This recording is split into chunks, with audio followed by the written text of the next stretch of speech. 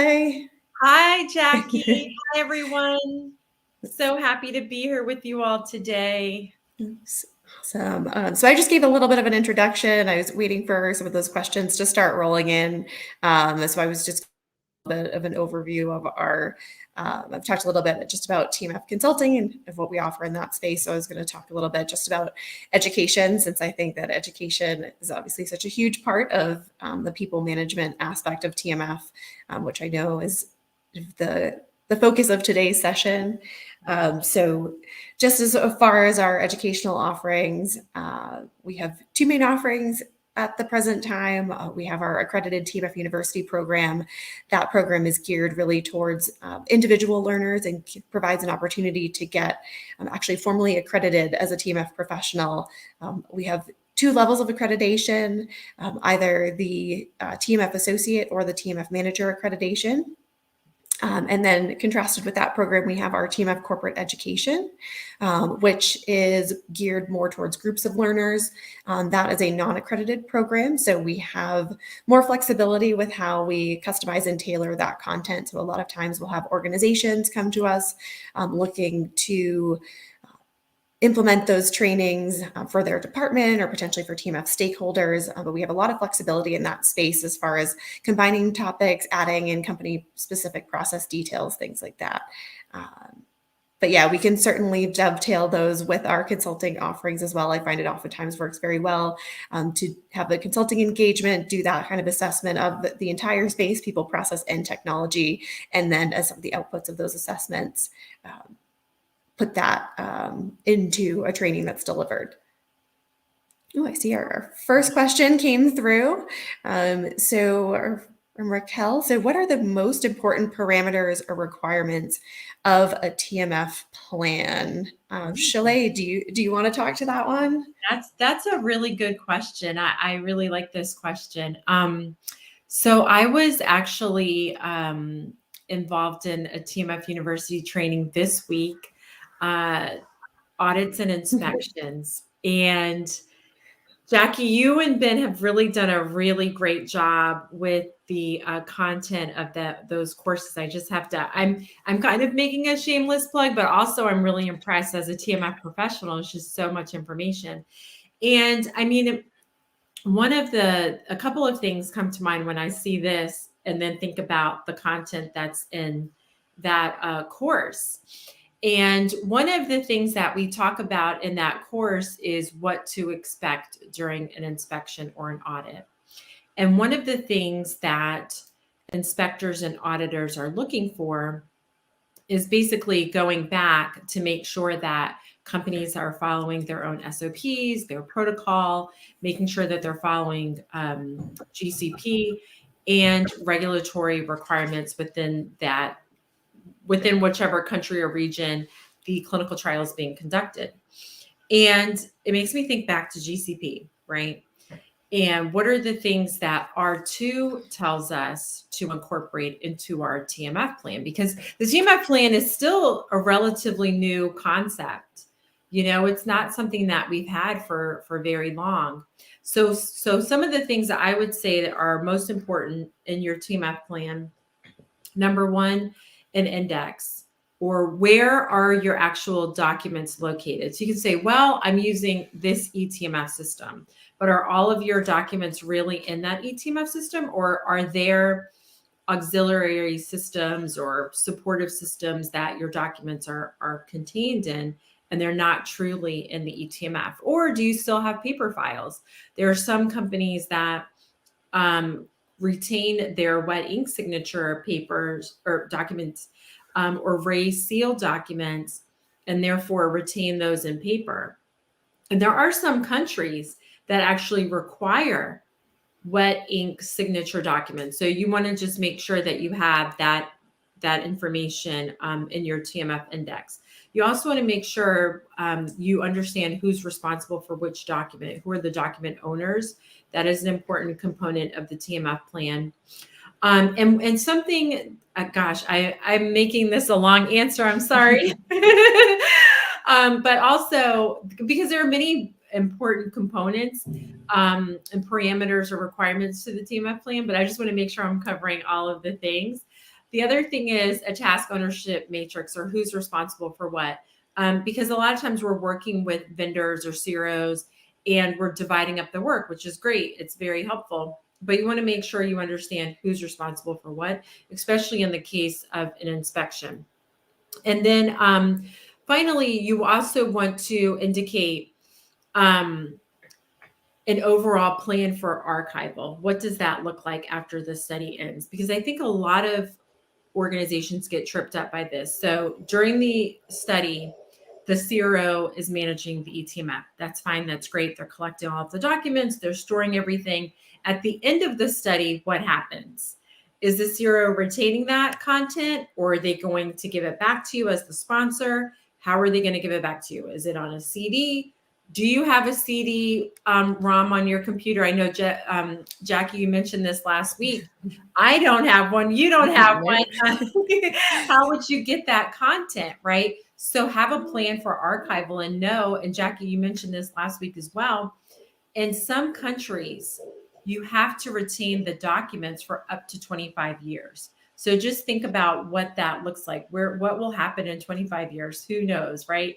I mean, but have a plan for that. So I think those are the most important parameters and requirements of a TMF plan. Jackie, would you like to add to that list? Yeah, no, I mean, I definitely note with the TMF plan is that's where we can leverage that document to provide some of our study specific details around TMF management. So any of those granular details that you may not get from your TMF management SOPs or other process documents that your organization has in place, this TMF plan is really where you can put those details in. So that is such a crucial, I think, foundational document when it comes to TMF, overall TMF management. So that really should be, or can be in many cases, of that one-stop shop in combination with the index for end-to-end TMF process and how we approach some of the different areas of TMF management on a particular clinical trial. So I agree 1000%. Jackie, it looks like we have some questions from the Hello mailbox. So let's see. I think this. Okay. How can a TMF consultant effectively engage and collaborate with the cross-functional teams involved in clinical trials to ensure their active participation in TMF management? Oh, I really like this question. Oh my God. So this is a great question. And I think that this is something that we run into fairly often in the consulting space, because I think we have their one function or one team kind of approach us to engage for consulting services, whether that's a TMF operations team, clinical operations. So we have kind of one function or area that's on board and kind of understands the importance of the TMF and TMF management. But sometimes I think that message doesn't necessarily spread beyond the core individuals that work in the TMF day to day, and for whom that's kind of a main part of their role. I will say, I said I've been in the TMF space for a long time now, but prior to that, I was just in trial management, and I know how it gets. As a trial coordinator, as a trial manager, it's incredibly busy running clinical trials. There's so many things going on and competing priorities, and you're putting out fires. And the last thing most people want to think about or talk about or deal with is documentation and the TMF. It's always one of those things that just falls down the to-do list and we'll deal with it later. And so I really just think that a lot of other functions just don't appreciate the importance of the TMF. So I think when it comes to engaging different functional areas, I think we need to be really mindful of the messaging. I think we need to have targeted, focused messaging around TMF, really think about role-specific training and messaging to the different stakeholders. We don't want to bore them with the whole host of information and things that they don't need to know when it comes to the TMF. So I think it's really important as a consultant to come on. What we would typically do with our consulting engagements is do a full assessment of an organization's TMF space from the perspective of people, process, and technology. So we want to really get an idea of how an organization operates in the TMF space. And then from there, we can work to develop tailored messaging and training for those different functional areas that relates and encompasses just what their role and responsibility is in the TMF space at their particular organization. And I think it's oftentimes important to kind of dovetail that with just the overall importance of the TMF and the criticality of the TMF as a deliverable of the clinical trial, as the evidence of all of that hard work and all of those activities that they're coordinating and managing, that really that documentation that they get into the TMF at the end of the day is the evidence of all of that. And if they don't keep that up on a daily basis, it's really hard to go back and reconstruct that story and kind of build it as we get later in the trial. So it's true. I love that, Jackie. Absolutely. That's great. And I love that you are answering this question with your experience as well. And I think that that's going to help a lot of people. So that's awesome. Thank you. Okay, next question. Oh, but I didn't mean to skip one. I do want to answer your question, Rachel, but I want to go back. Well, here we go. Sorry. Okay, another question for related to consulting. How does a TMF consultant provide training and support to clinical trial personnel to ensure their understanding of TMF requirements and their role in maintaining an accurate and complete TMF? Wow, another great question. Yeah, so I think there are many ways that we can provide training and support to our clinical trial teams. I think historically in the training space, we've kind of delivered many kind of longer training sessions, 1-2 hour sessions focused on different aspects of TMF management. So talking about maintaining an accurate and complete TMF, some topics that come to mind are things like TMF QC, inspection readiness trainings, things like that.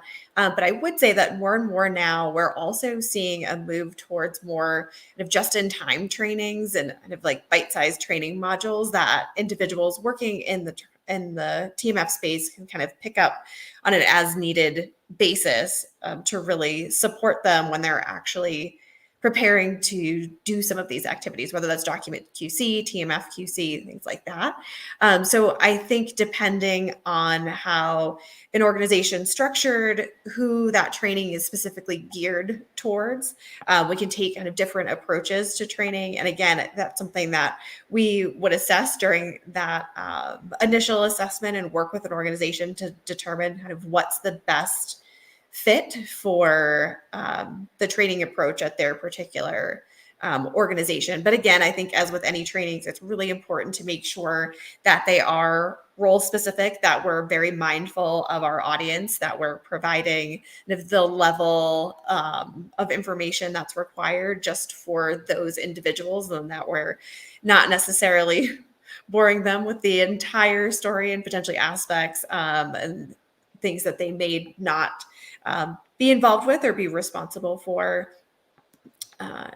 Yeah, I don't know if you have anything to add there, Sholeh. No, I think that was great. That's again, you're speaking from your experience. And by the way, I love that you have experience on kind of both sides, if you will, ClinOps and TMF.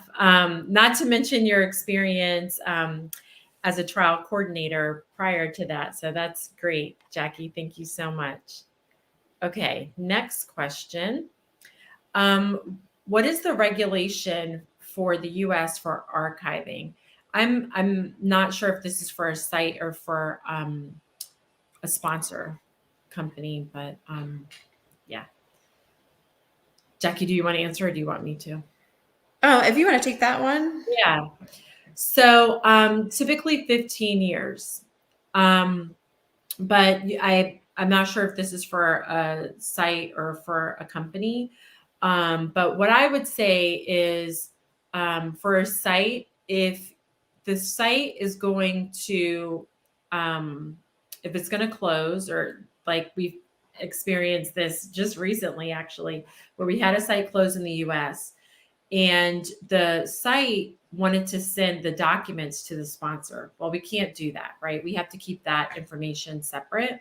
So the sponsor had to make arrangements with the site to retain that information in a different place.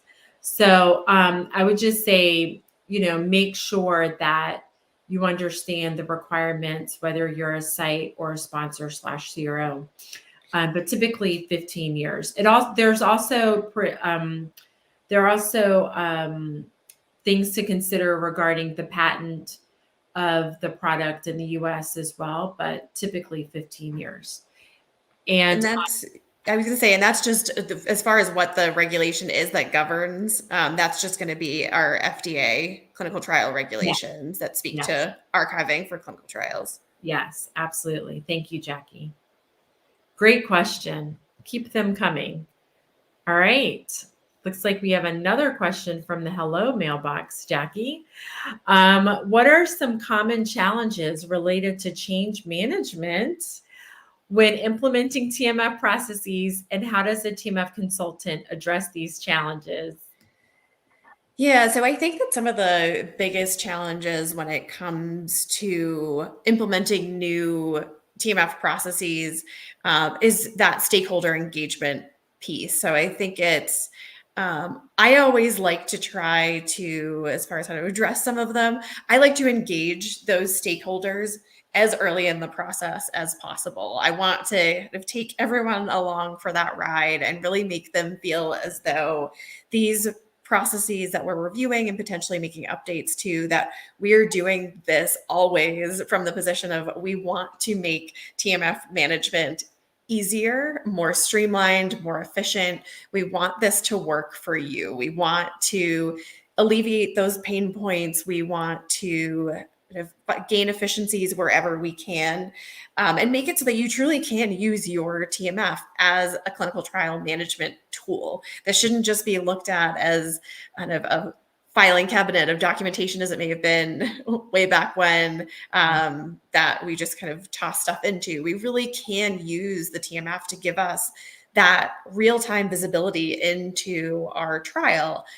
So again, I think it's important to let your stakeholders know that we want them to have a seat at the table. We want to hear from them. We want kind of the good, the bad, and the ugly, kind of what's working for them, what is not working, what are things that we can do to potentially make things a little bit easier for them in this space. And then really work and do our best to address those pain points and to walk away with a process that shows them that, hey, we heard what you had to say, and we adapted or updated the process accordingly. Again, I think it's always important to make sure that your people, process, and technology all are aligned. I think sometimes we'll see organizations implement a new eTMF technology and assume that that's going to fix all of their problems within the TMF space. And if we've just implemented a technology without thinking about our people and what's our resourcing model and people's availability to perform different functions in that eTMF system. Are we going to do a QC1 workflow or a QC1 and a QC2? And now we need 2 people doing these document reviews. Are we going to have functional areas performing inspection readiness or completeness reviews? So taking all of that into consideration when we're developing our process is really important so that we get that right solution that fits for an organization. Because we're one TMF, it's certainly not a one size fits all system. I mean, we definitely have different approaches to TMF management. I think obviously our requirements and expectations from a regulatory standpoint are the same across the board, but the way that we interpret those and kind of operationalize those will look a little bit different depending on how we're structured as an organization. Like I said, what does our resourcing model look like? What technology are we using? How's that configured? So again, but I think it's really getting that stakeholder engagement early on and just continuing to reinforce that message of we're here to work with you and for you to improve this, to make your life easier. This shouldn't be something that when you hear TMF or having to file or QC that you moan and groan. We really want this to be something that is efficient and effective. Yes. I love what you said, Jackie, about the engagement piece, because I think that's really important for a number of reasons. But kind of what I'm thinking is when you engage the functional lines early on, they feel like they're a part of the process, like you said. And then they're not feel like they're being kind of told what to do, but they're also, involved in it, and they have a more of a stake in it. They have more skin in the game, basically, when they're Yeah. involved from the beginning. I love that. That's really great advice. Can I just ask you, so what if an organization they're like in the throes of their TMF, right? And they've already started. They did not engage their functional lines in the beginning. And they're kind of in a situation where the functional lines are like, well, we've always done it this way. Why do we have to change now? I don't want to adhere to your process. I want to do, things kind of my way. What is your advice to a company that is in that type of situation? So for me, I think when we get to that point, I think that's oftentimes when I like to take it back to the basics and back to that foundational message of what the TMF is, why it's so important. Like I said, we always describe the TMF as that foundation of every study that really tells the story of the trial, start to finish. And I think it's important to highlight that every function has a role and has chapters in that overall story. And even if the process has been developed by a TMF management team or by ClinOps, or that's who's have done the lion's share of the work in the TMF space, they can't tell that full story. They don't have all of that information. They haven't been involved in every aspect of trial management. As we know, clinical trials are an incredibly collaborative environment where we have a lot of different functional area involvement with very different responsibilities that we may not necessarily have visibility into, even within ClinOps, or at least even if we do, it may be at a kind of a very high level. We don't have that detailed kind of deep dive knowledge of every aspect of our clinical trial. And so I think it's important to kind of take it back to that and really reiterate again that like you truly, even if historically maybe you haven't had TMF responsibilities, especially now as we move more into the eTMF space and we have more visibility and it's easier for people to upload documents and review content that's in there, there is that expectation that your function is responsible for that subset of content that you're producing. And I always like to tie it back just to get a little element of fear in there. I know, Sholeh, you were talking about delivering that audits and inspections course, that in the event of an audit or an inspection, your function is going to have to come to the table with someone who can speak not only to the activities and things that they've performed on that trial, but also provide evidence of execution of those activities. And that evidence right there, that's your TMF. So if you're not prepared to engage and don't know where that content is and haven't reviewed it to make sure it's accurate, make sure that it's of quality, you're going to have a real hard time when it comes to an audit or an inspection. And I think that could even be a little bit of a different direction here, but I think that could be a great tool for engaging some of the functions too, is doing things like mock audits, mock inspections to really highlight that link there between, okay, you're doing all of this hard work every day and performing all these different activities, but show me that. You can tell me things, but I need the actual evidence. And that's where I need you to pull that from the TMF. So that's a long-winded answer there, but no, I like it. That's great. It's great advice. And I think that, a lot of companies are kind of struggling with that. So I think that that's going to help a lot of people. So thank you, Jackie. That was great. Okay, next question. How can a TMF, we have a lot of TMF consulting questions. I like it. How can a TMF consultant facilitate effective communication and coordination between different stakeholders involved in TMF management, such as ClinOps, data management, and regulatory affairs? So for this, what has worked for me in the past was to get just a functional area TMF champions, we would call them. So it's an individual embedded in each of the functions. They're not someone from TMF operations or ClinOps who is trying to that if relay this message of the importance of the TMF. It's someone that's actually within that functional area, who does have more of that understanding of TMF and its importance, and has a handle on, for that specific function, what are the roles and responsibilities, and of who needs to do what is the content specific for that function that needs to go into the TMF, and then to leverage those individuals to spread that message. I've definitely found, I think, sometimes that message and any kind of like potentially even trainings are better received from someone that's embedded in that function, because that individual not only understands TMF but also understands the day-to-day role and what their colleagues on their team in that functional area need to do. So I think they provide a great opportunity to kind of bridge that gap between TMF and the functional area expectations. When we took this approach at a previous organization, we would get all of those TMF champions together on a monthly basis, pull them all together to have that broader kind of cross-functional conversation about kind of if there are any challenges, pain points, if there's anything from a TMF ops department perspective, is there anything that we could do to better support them and their functional area contributors, things like that.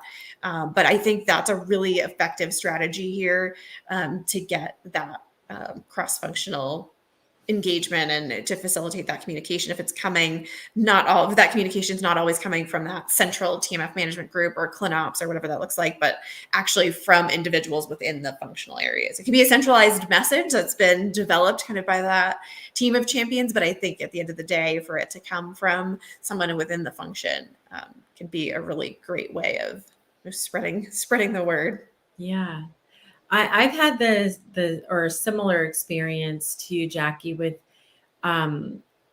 creating champions within the different functions and having them meet monthly or even quarterly.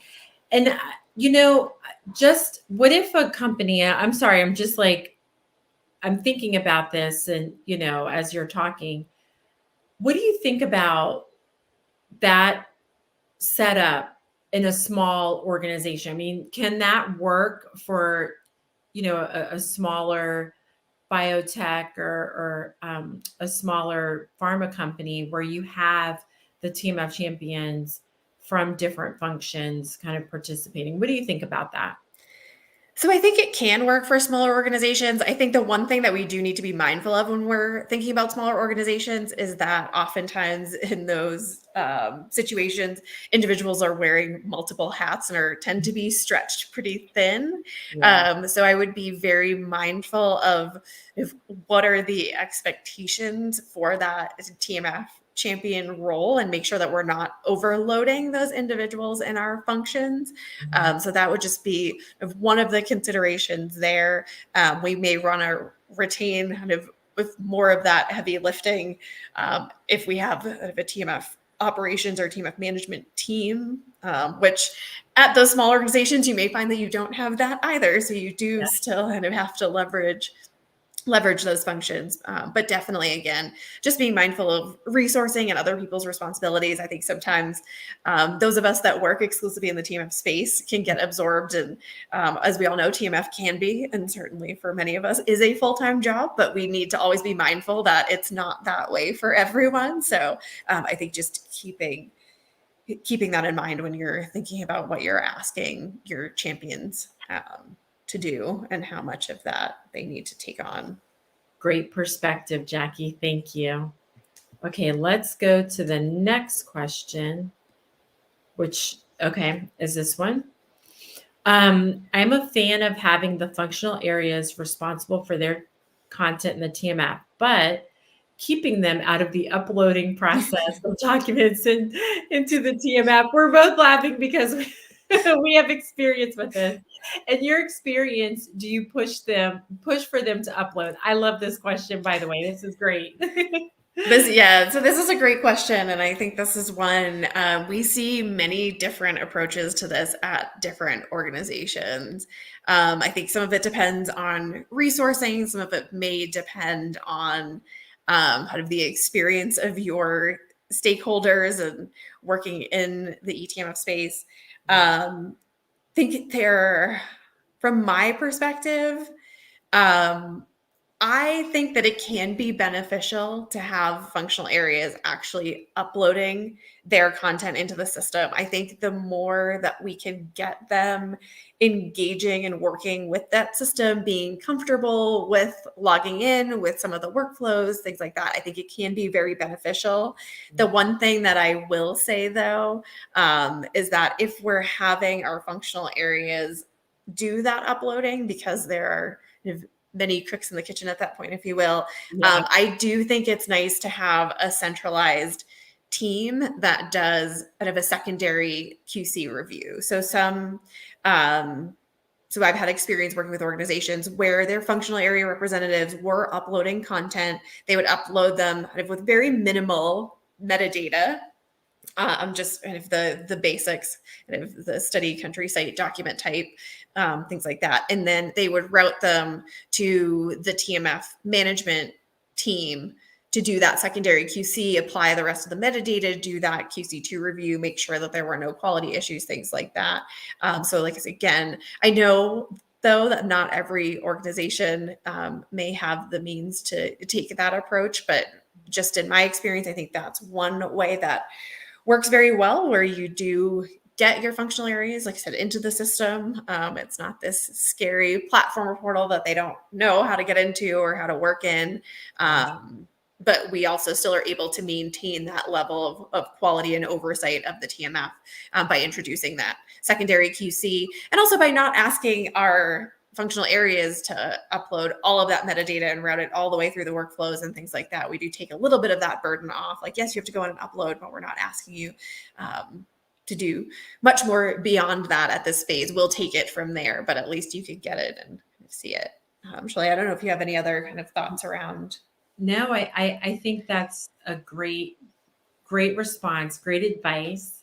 I like the secondary QC or kind of them do the functional areas doing some of the work, but then someone else doing kind of the heavy lifting, if you will, in terms of the metadata and all that. Because I think that's where it kind of gets scary, right?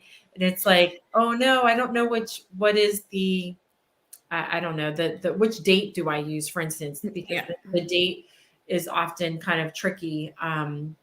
So I like that idea, because I think that's kind of the hang up a lot of times, is just, do I have to be an expert in the system and know all of these different fields? I'm intimidated because, like you said, a lot of the functional lines, they wear many different hats, and the TMF is not the only thing that they do. So it's not the only system that they work in either. So it can be kind of intimidating, like, oh no, this is another. It could be even from the same company, but very different. The interface looks different, so it's hard to manage. So I like that advice. That's really good. Okay, so just as a friendly reminder, please email us your questions at hello@lmkcrc.com, or you can even call us. The number is there below on your screen. Jackie and I are here to answer your most burning questions about TMF consulting, or just the TMF in general, TMF training, anything. So ask away. We have time. The next question here, Raquel, thank you. In your experience, what is the best approach for the team to have access to documents when not everybody in the company has access to the TMF platform? That's actually a very good question. Yeah, so from my perspective, now that we're moving, and I'm going to make an assumption here that we're talking about an eTMF platform. Um, so I would say that it's good to get everyone involved with the study access to that eTMF. If they need to have that visibility and they're a key stakeholder on that trial, they really should be granted access to the eTMF so that they can get in there and review the documents. We may have different roles and user profiles depending on kind of the level of access that someone needs. Obviously, we don't want to have a whole bunch of individuals that have the ability to maybe upload content. Maybe we restrict those users. Maybe we have people that are only read only. They can just go in there and see the content to kind of have that, be informed of what's going on, have that visibility, but aren't actually equipped to make any changes or do anything within the system. We certainly want to limit very much who can kind of move content, remove content, delete anything from our system. But I really think from an access standpoint, if there are people that are true stakeholders in that clinical trial, we should make sure that they are given training on the system, role specific trainings, like I said, whatever profile we're going to grant them access to, train them on that specifically, kind of what functionality will they have available to them, what are the expectations when they get in there. But yeah, I think that's one of the beautiful things about the eTMF is that it is so much easier to get people into that system and to be able to see that content in real time, potentially run metrics, things like that. So That's great. yeah. Yes. Thank you, Jackie. That's great. Um, so the next is not a question. It's Karen. No, we agree with you and what you said about granting read-only access. I mean, that's yeah, so great. Thank you, Karen, for your engagement. Next question is, what strategies can a TMF consultant employ to promote a culture of document management and compliance among clinical trial staff? This is another good question. Kind of makes me think back again to the audits and inspection course from TMF University. But go ahead, Jackie. What do you think about this one? Yeah, so I was gonna say I'm gonna start feeling like a little bit of a broken record here, but I feel like this really does come back to engaging our stakeholders early. Like I said, I think making them feel as though they're a part of that process, as though we want them to know that we we want to hear from them. Like I said, the good, the bad, the ugly. Tell us what's working. Tell us what's not. We really want to show them that we're here to work with them and for them to hopefully take the pain out of the TMF. So I think that that's really a vital aspect of it. And then the training component as well. Like I said, always reinforcing that message of the importance of the TMF, of it being the evidence of all of our ongoing clinical trial activities. Like I said, reinforcing that this is something that everyone has a stake in, that we need all of our functional areas involved with, that this isn't something that should be turfed just to ClinOps or a TMF management team, that this really is something that needs to be of a collaborative space that we all work on together. Yes, absolutely. Absolutely. And you don't sound like a broken record, Jackie. I think what you're saying these are important points and it's good to reiterate them. And so it's all very good information. So thank you. Okay. The next question. I like this question. How do you create a TMF champion? That's good.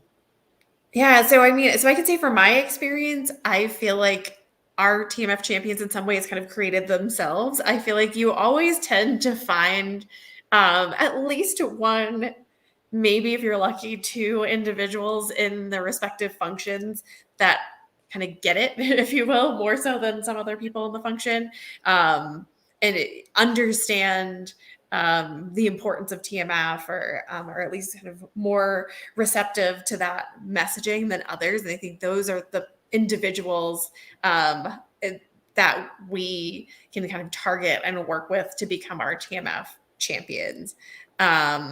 If you don't have that at your organization, if you find that everyone is relatively new to the TMF space or even to trial management in general, I think as a TMF ops department, you can kind of do that, a call to action, and see if there's anyone out there that wants to take on this additional role.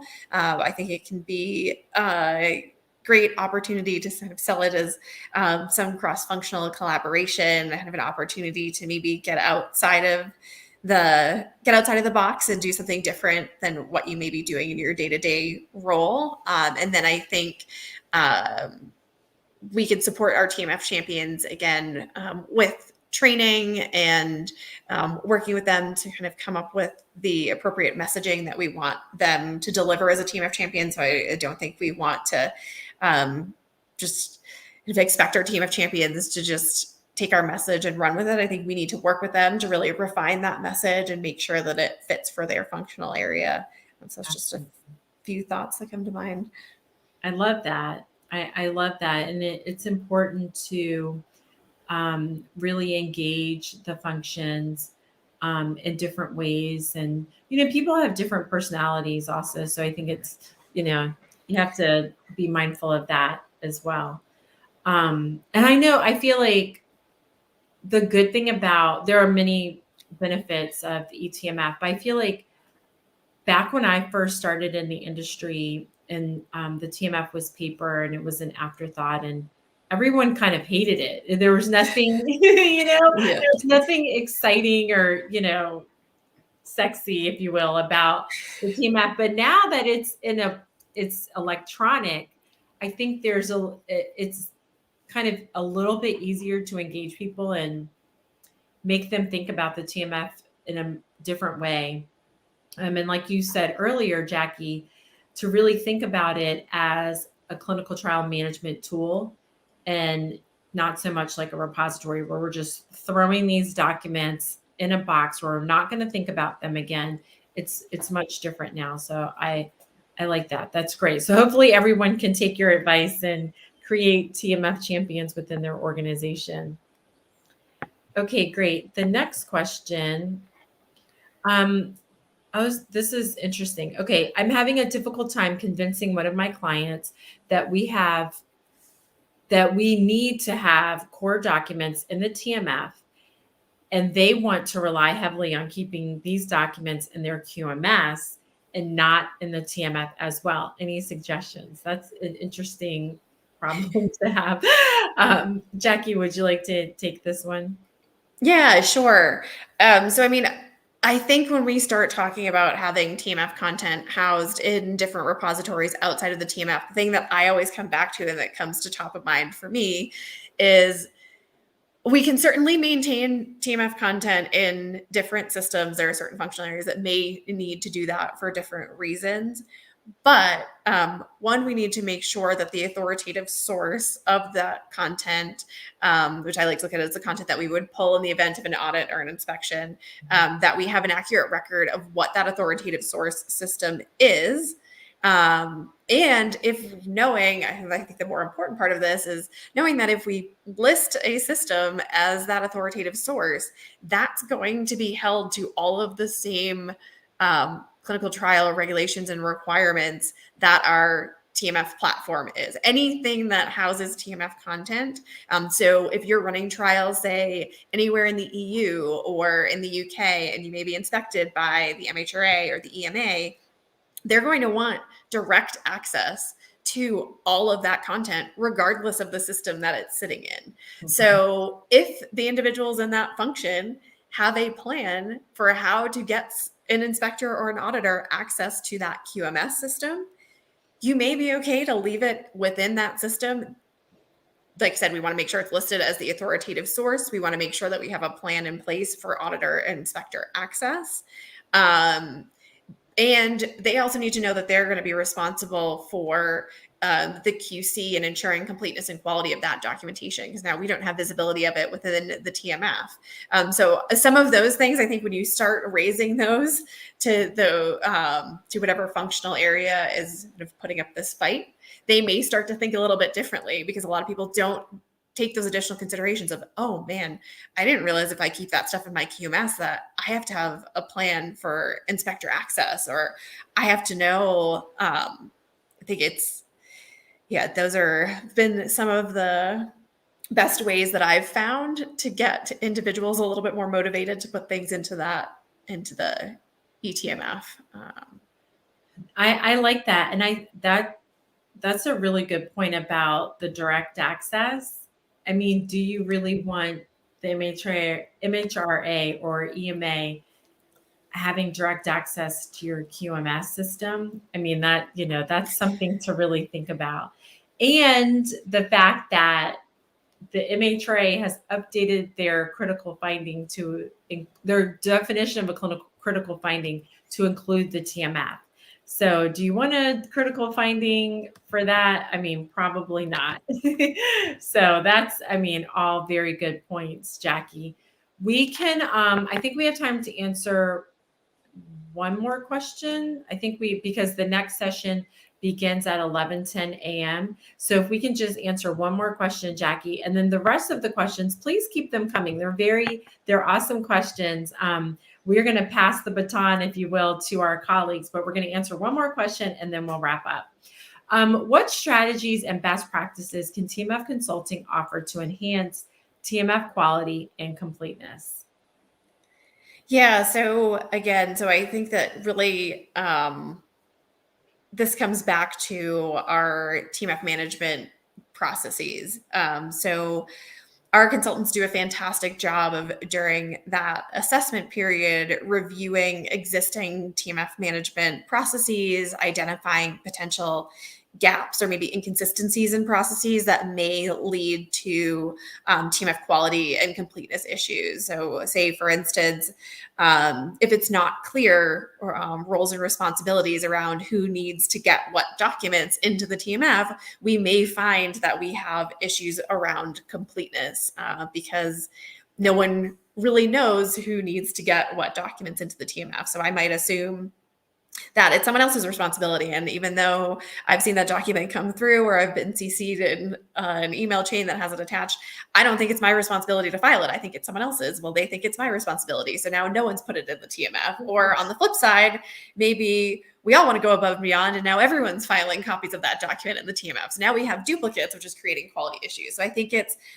really reviewing all of the TMF management processes from that perspective of, do our foundational TMF management processes, are they clear? Do they promote TMF quality and TMF completeness? Like I said, our roles and responsibilities clear. Also making sure that we have a robust TMF QC process in place to make sure that we can assess TMF quality and completeness on an ongoing basis, making sure that we have the ability to kind of address any of those findings and issues. Looking for trends across studies that are coming out of TMF QC reviews. Are we seeing maybe a particular user that's constantly misfiling a document, or maybe we're seeing across the board one particular document or a few document types are being misfiled? Well, is that because our index isn't clear on where that document needs to go? Maybe we need to revisit that. So again, like I said, I think clear processes with well-defined roles and responsibilities, having that TMF QC process, and then also we can leverage TMF metrics as well to give us some of that visibility into quality and completeness, and then making sure that we're proactive, that we use all of that information that we have out of those QC reviews, out of our TMF metrics, to make sure that we're proactively addressing any potential trends and issues, constantly revisiting and re-reviewing our processes, looking at our index templates, our TMF plan templates, making sure that, again, all of those documents are facilitating appropriate TMF management practices. Absolutely. I love that, Jackie. Thank you so much. That's really great. These questions have been great. Jackie's answers have been amazing. So much good information today, Jackie. Thank you so much. Now it is time for us to pass the baton, if you will, to our colleagues, Janice Del Rosario and Ruby Scott. Their session will begin in about 11 minutes, so 10 after the hour. So please join them and ask your questions, engage with them. This is definitely a great time to ask your most burning questions, get their thoughts and opinions on your TMF needs. So thank you all so much for joining us. Thank you so much, Jackie, for your insight and your knowledge. It's always great to present with you and hear your thoughts and guidance on what to do within the TMF. Some of the most burning questions and great areas you've clarified. So thank you so much. And thank you all. And we will see you again in about 10 minutes. Thank you. Great. Bye. Thanks, everyone. Bye.